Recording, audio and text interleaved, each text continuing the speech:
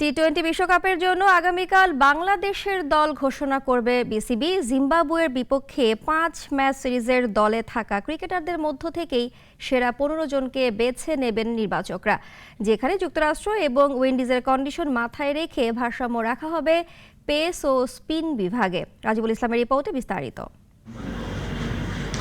গত বছর ওয়ানডে বিশ্বকাপে 5 পেসার নিয়ে গেলেও ভালো করতে পারেনি। সেই কারণেই এবার টি-20 বিশ্বকাপে 4 পেসার নিয়ে যাওয়ার পরিকল্পনা। লিটন ছন্দে না থাকায় সৌম্য ও তানজিদ তামিমের মধ্যে হবে ওপেনিং জুটি। সেই মহড়াও হয়ে গেছে ঢাকার 2 ম্যাচে। ব্যাটিংয়ে পরের তালিকায় অধিনায়ক শান্ত, লিটন দাস, তাওহিদ হৃদয়, মাহমুদুল্লাহ রিয়াদ এবং জাকের আলী। অলরাউন্ডারের তালিকায় সাকিব আল হাসান, রিশাদ হোসেন, শেখ মেহেদী এবং তানভীর ইসলাম।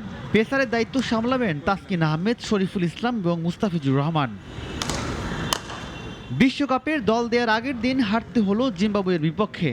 এই হারটা শক্তি হিসাবে দেখছেন অধিনায়ক শান্ত। আমরা প্রতি ম্যাচেই সিরিয়াস ছিলাম।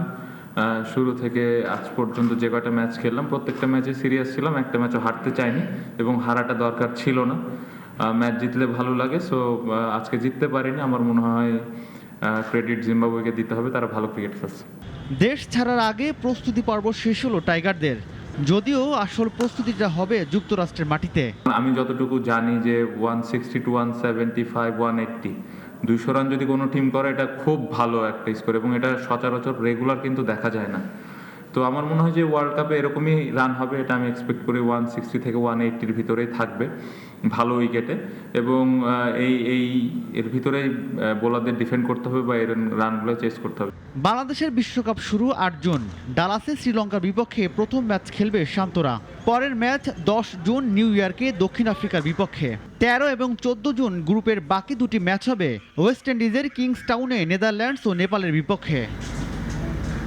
রাজিবুল ইসলাম, নাগরিক, ঢাকা। একমাত্র ওয়ালটন এসি দিচ্ছে 1 বছরের রিপ্লেসমেন্ট গ্যারান্টি।